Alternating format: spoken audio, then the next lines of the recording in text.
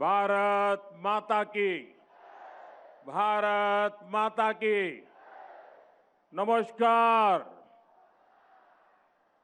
उजोनीर रायजोलोई मरम आरु श्रद्धा जानाइशो। आपनालोक সকলোলে বহাগ বিহুর उलोक जोनालो।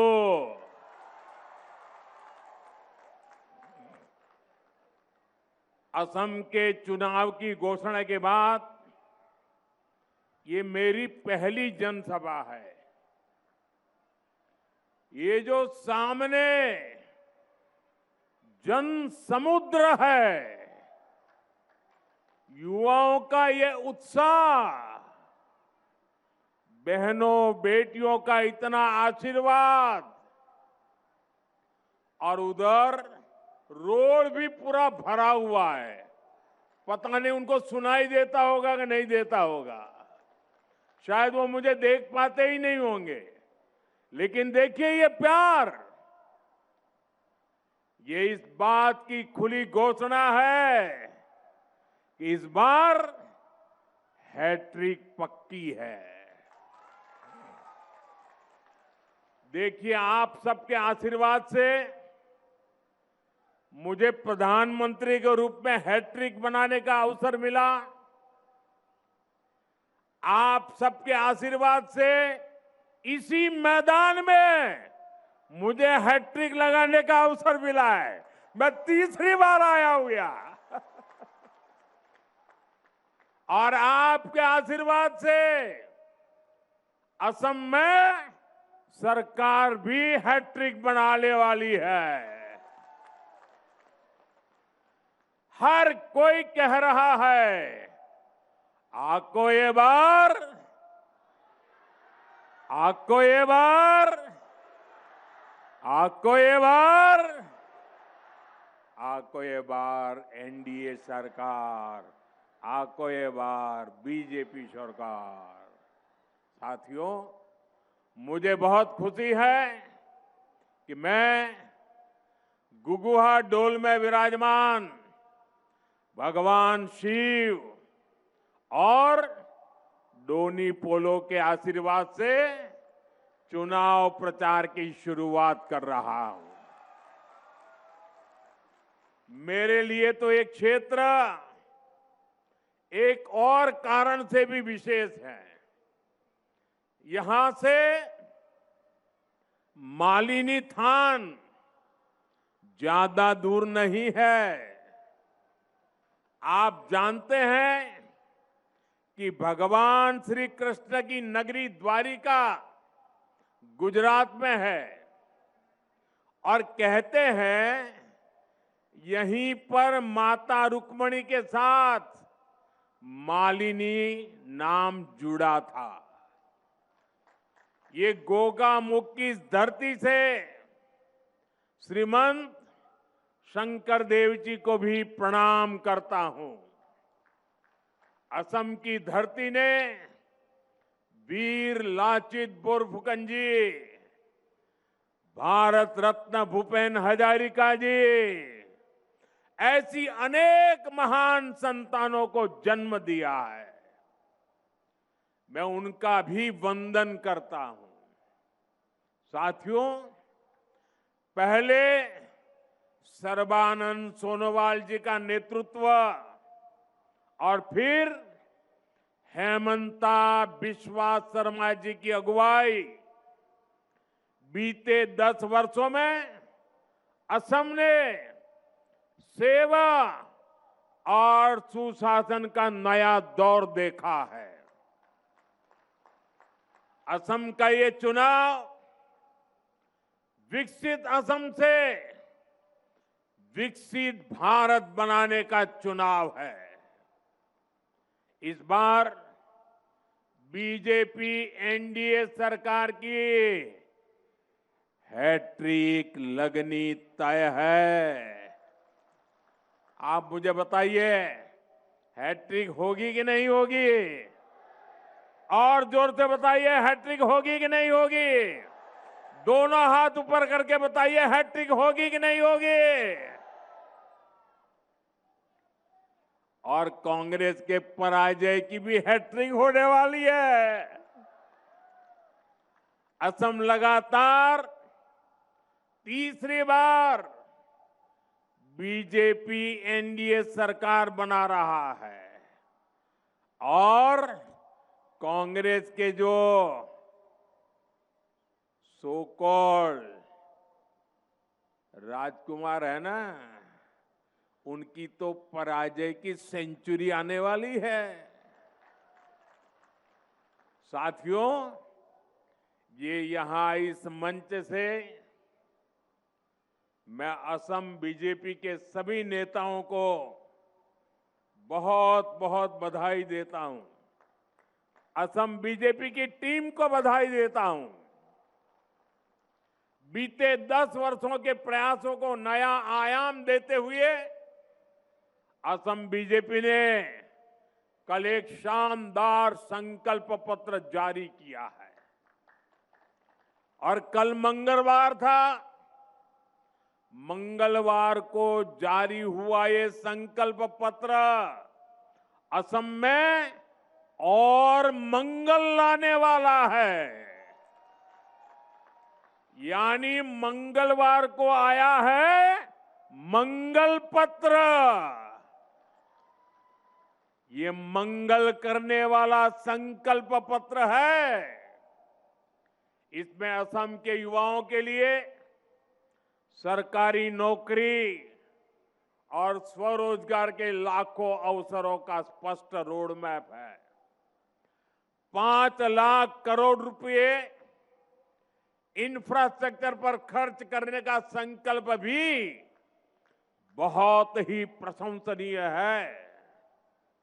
इससे असम में सुविधाएं भी बढ़ेगी और कंस्ट्रक्शन से जुड़े हर सेक्टर में रोजगार के भी अनेक अवसर बनेंगे। साथियों, बीते वर्षों में असम के 22 लाख से अधिक गरीब परिवारों को पक्के घर मिले हैं। मैं जरा फिर से बोलता हूं आंकड़ा, 22 लाख से अधिक गरीब परिवारों को असम में 22 लाख से अधिक गरीब परिवारों को पक्के घर मिले हैं। मैं जरा आपसे पूछना चाहता हूं, यहां के गरीबों को कितने पक्के घर मिले हैं? 22 लाख। कितने पक्के घर मिले हैं? जोर से बताइए, कितने घर मिले हैं? गरीबों को कितने पक्के घर मिले हैं? ये घर घर पहुंचाइए। 22 लाख गरीब परिवारों को पक्के घर मिलना मतलब उनको एक नई दुनिया का जन्म हो जाता है। बीजेपी का संकल्प पत्र कहता है कि जिनको अभी तक पीएम आवास के घर नहीं मिले हैं, उनको भी पक्के घर मिलेंगे। आने वाले समय में 15 लाख और गरीब परिवारों को पक्के घर की गारंटी पक्की है। गरीब परिवारों के बच्चों को केजी से पीजी तक मुफ्त शिक्षा की घोषणा भी प्रशंसनीय है। साथियों, असम की बहनों बेटियों के लिए तो डबल इंजन सरकार का डबल बेनिफिट और भी आकर्षक होता जा रहा है। मैं जो आंकड़े बोल रहा हूं याद रखोगे? घर घर बताओगे? हर बूथ में बताओगे? मैं बताता हूं, लखपति दीदी अभियान से असम की बहनों को बहुत लाभ हुआ है।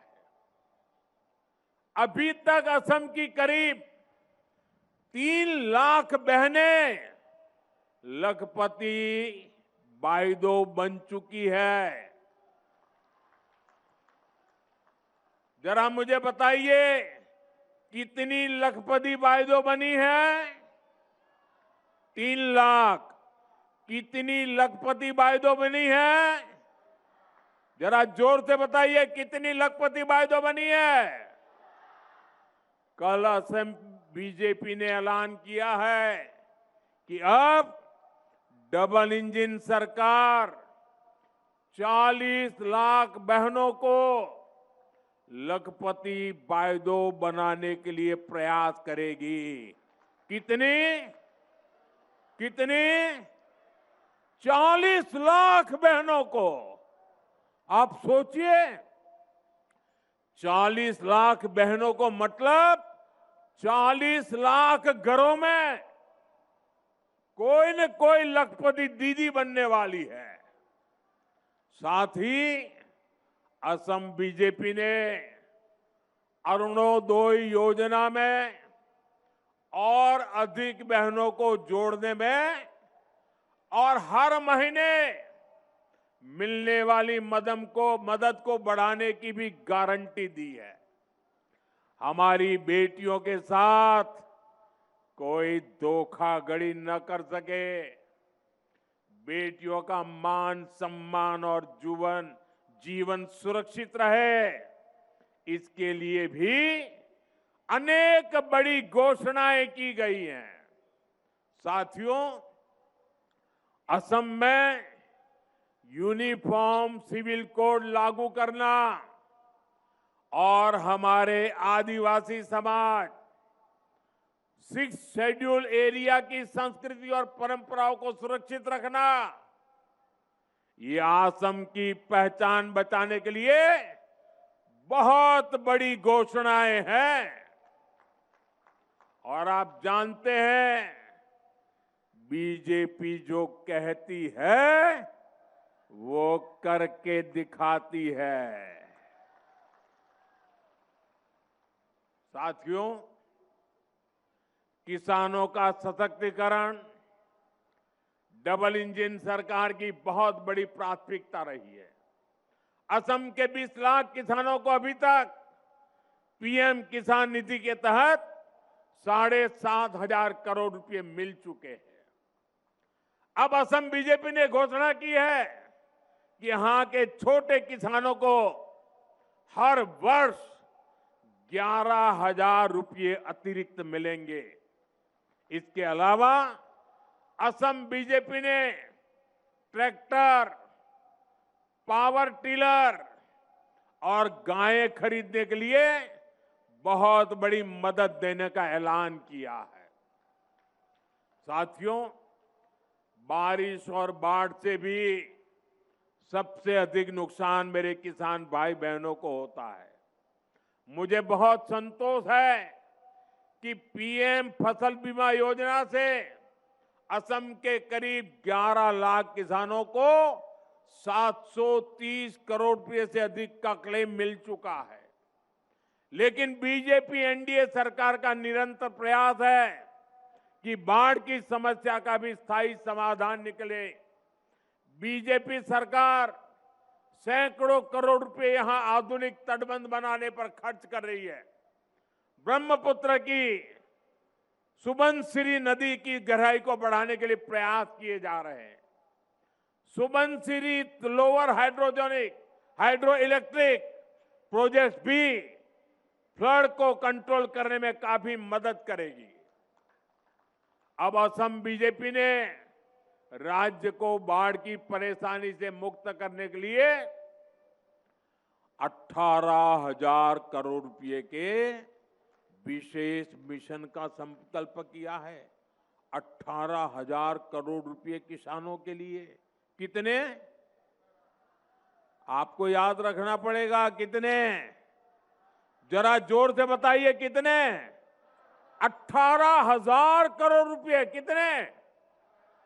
किसानों के लिए कितने? ये पैसा बाढ़ की परेशानी कम करेगा, और मेरे किसानों की रक्षा करेगा, इस क्षेत्र के विकास को नई गति भी देगा।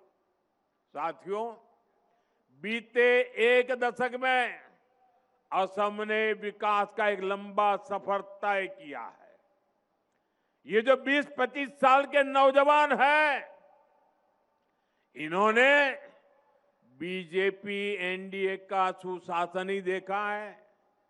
इन्होंने कांग्रेस का राज का वो काला दौर नहीं देखा, जब असम से सिर्फ बम, बंदूक, दंगों और कर्फ्यू की ही खबरें आती थी। डबल इंजन सरकार ने बीते एक दशक में असम को स्थायी शांति की नई राह दिखाई है। असम के हजारों संतानें बीते एक दशक में बंदूक छोड़कर एक नए भविष्य से जुड़ी है। आज असम से सिर्फ विकास और विश्वास की ही खबरें आती है। आज असम से खबरें आती है नुमालीगढ़ रिफाइनरी की क्षमता 3 गुना करने की। आज असम से खबरें आती है नुमालीगढ़ में पहली बांस आधारित बायो रिफाइनरी शुरू होने की। आज असम से खबरें आती है नामरूप के खाद कारखाने की विस्तार की। साथियों, एक समय था जब दुनिया में असम की चर्चा चाय के लिए होती थी। असम यानी चाय, दुनिया भर में असम की चाय की सुवास थी। अब असम को दुनिया चाय के साथ साथ चीप से भी पहचानेगी।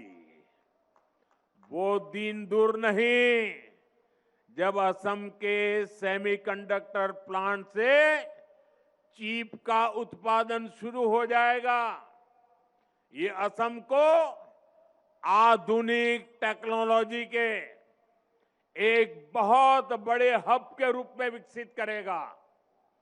आने वाले समय में फोन हो, गाड़ियां हो, टीवी, फ्रिज हो, ऐसे सामान असम की चिप से ही चलने वाले हैं। और इसलिए भाइयों बहनों, अब तो असम की क्या पहचान होगी? चाय भी और चिप भी। यही विकसित असम का हमारा रोड मैप है। मैं आपको भरोसा देता हूं, आप यहां फिर से बीजेपी सरकार बनाइए, असम का और तेजी से विकास होगा। और ये आपको मोदी की गारंटी है। आपना लोके याद आको ए बार बीजेपी सरकार बनाओ अहोमोर आरो बहुत बेसी उन्नति होबो। एया आपना लोको मोदी गारंटी। साथियों, असम को प्रकृति ने बहुत कुछ दिया है। असम के पास संसाधनों की कभी कमी नहीं रही है, लेकिन कांग्रेस ने सत्ता के लिए असम के समाज को भी बांटा और ब्रह्मपुत्र के 2 किनारों को भी कभी जुड़ने नहीं दिया। कांग्रेस ने 60-65 साल में ब्रह्मपुत्र पर सिर्फ 3 ही पुल बनाए। 60-65 साल में कितने पुल? कितने पुल? कितने पुल? पुलों के अभाव में कितने ही लोगों को हमें खोना पड़ा, कितनी ही पीढ़ियों को मुश्किल से गुजरना पड़ा। डबल इंजन सरकार ने इस पीड़ा को, इस परेशानी को समझा और 10-11 वर्षों में ही ब्रह्मपुत्र पर 5 बड़े ब्रिज पूरे किए। कितने कितने 5 बड़े ब्रिज। 65 साल में 3, 11 साल में 5। बड़ा काम हुआ कि नहीं हुआ? और सभी 5 बड़े पुलों पर काम तेजी से चल रहा है। आज बोगीबील ब्रिज और भूपेन हजारिका सेतु ने उत्तरी असम सहित पूरे नॉर्थ ईस्ट के जीवन को बदल दिया है। कांग्रेस रहती तो ये ब्रिज आज भी पूरे नहीं हो पाते। इसलिए तो आज हर कोई यही कह रहा है, असम को आधुनिक इंफ्रास्ट्रक्चर अगर कोई पार्टी दे सकती है तो वो बीजेपी है, एनडीए है। अहोमोग जोदी आधुनिक इंफ्रास्ट्रक्चर कोनोबा पार्टीए दीबो पारे तेंते हेई पार्टी होय छे बीजेपी, एनडीए। साथियों, कांग्रेस के लिए हमेशा पावर पॉलिटिक्स और अपना परिवार फर्स्ट रहा है। दिल्ली में एक परिवार और एक परिवार यहां भी है। एक परिवार दिल्ली में और एक परिवार असम में। कांग्रेस के लिए इन्हीं परिवारों का हित सर्वोपरि है। कांग्रेस ने दशकों तक सरकारें चलाई है, लेकिन आप लोगों के स्वास्थ्य पर बिल्कुल ध्यान नहीं दिया। 6-7 दशक में असम में केवल 6 मेडिकल कॉलेज बन पाई थी। कितनी मेडिकल कॉलेज? ऐसा नहीं, जोर से बोलिए, बारिश आ रही है फिर भी बोलिए। कितनी मेडिकल कॉलेज? कितनी मेडिकल कॉलेज? आज असम में यानी 60-65 साल में 6 मेडिकल कॉलेज। आज असम में 14 मेडिकल कॉलेज है और 10 मेडिकल कॉलेज पर काम चल रहा है। कितनी मेडिकल कॉलेज? 14 और 10 बन रही है, 24 हो जाएगी। उन्होंने 65 साल में 6 बनाई, हम 11-12 साल में 24 मेडिकल कॉलेज। इसमें एक मेडिकल कॉलेज यहीं धेमाजी में भी बन रहा है। इतना ही नहीं, आज असम में एम्स भी है। इसी तरह असम में इंजीनियरिंग कॉलेज की संख्या 7 हो गई है और पॉलिटेक्निक कॉलेज 10 से बढ़कर 26 हो चुके हैं।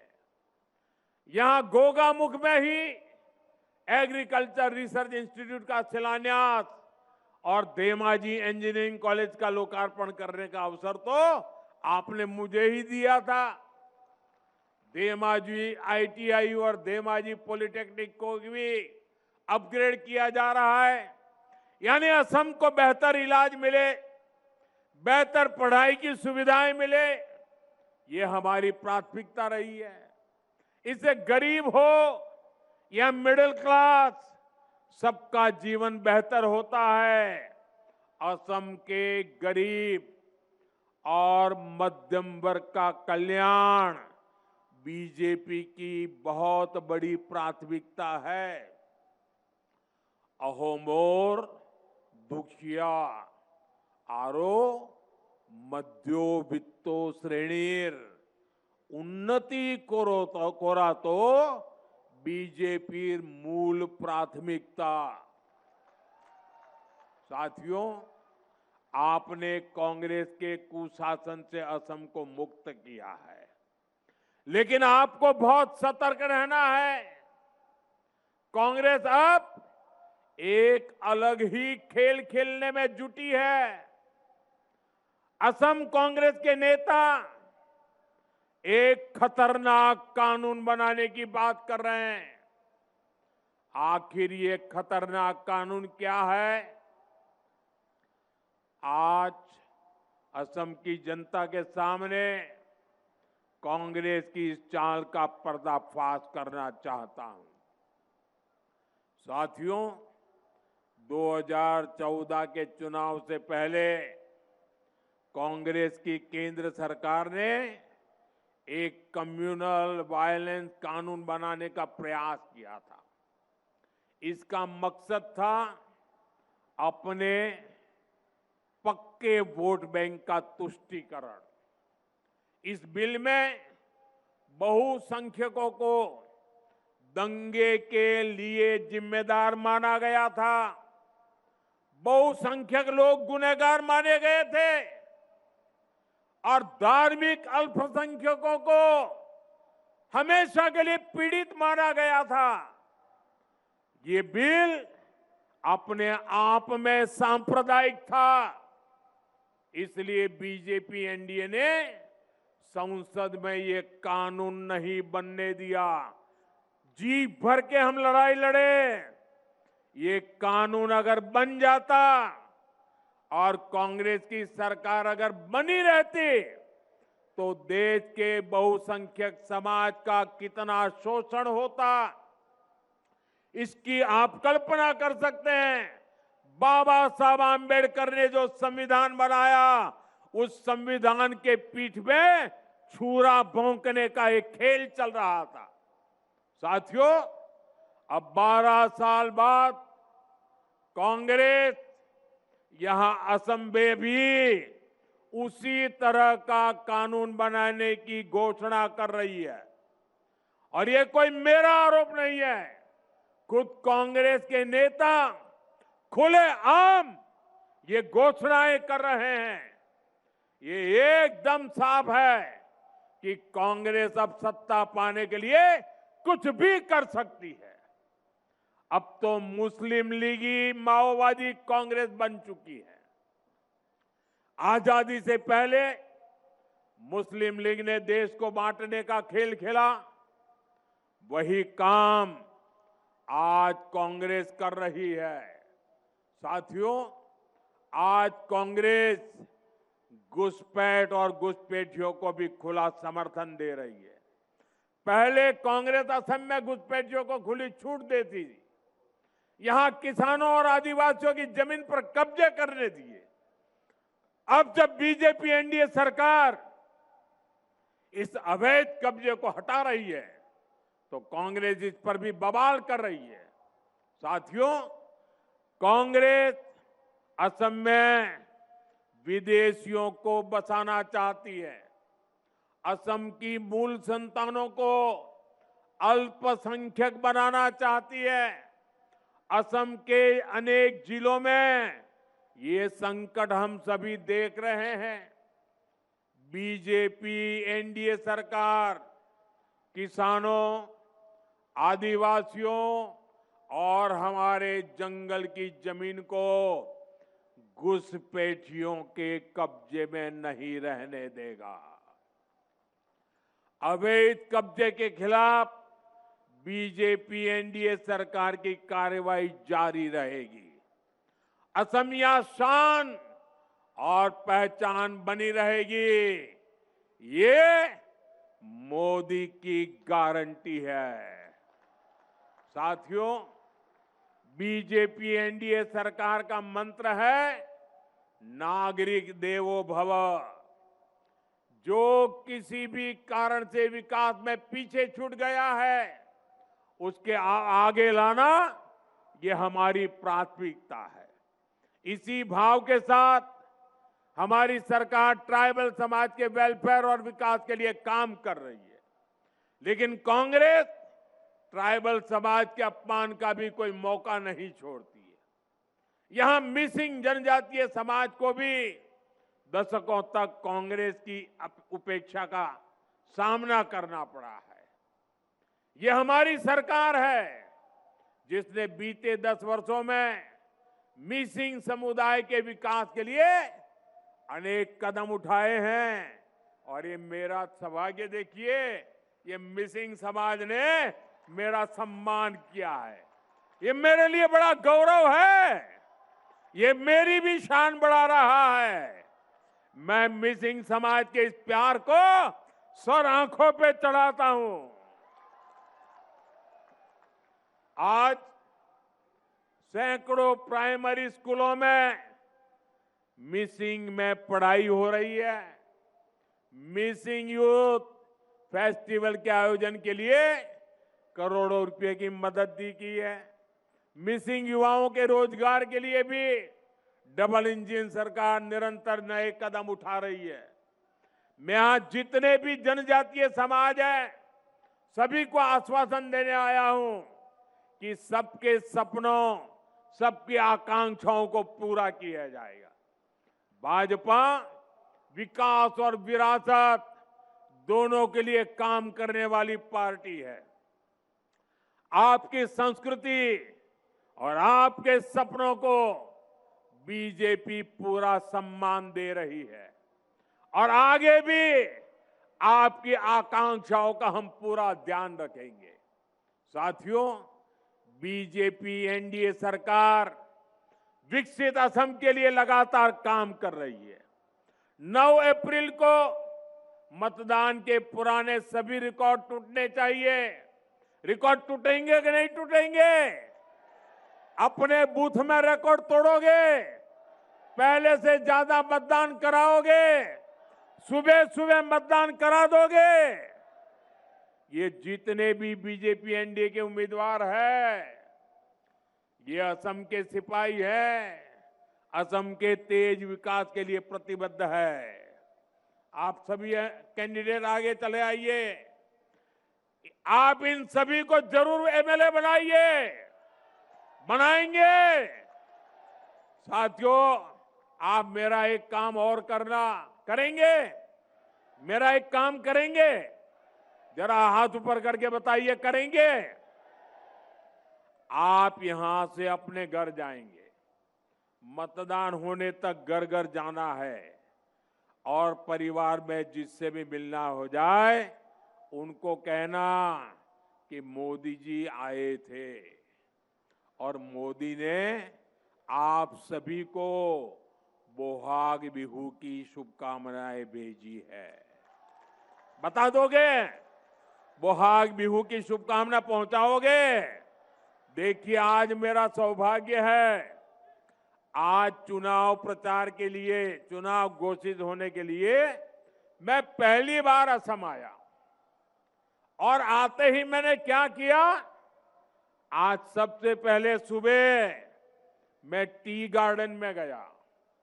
टी गार्डन में जाकर के टी गार्डन में काम करने वाली बहनों के आशीर्वाद लिए, उनको प्रणाम किया, उनकी शुभकामनाएं लेकर के मैं निकला हूं और मैंने उनसे जिंदगी जिस चाय से मेरी जुड़ी हुई है उस चाय की पत्ती को कैसे तोड़ते हैं उसको भी सीखा। साथियों, आपका ये प्यार मैं देख रहा हूं, जरा दिल्ली वालों को समझ नहीं आएगा। ये बारिश के बावजूद भी इतनी संख्या में लोगों का खड़े रहना, लगातार बारिश के बावजूद भी इतने लोगों का आना, ये हैट्रिक की गारंटी है, हैट्रिक की। और नामदार के पराजय की सेंचुरी की भी गारंटी है।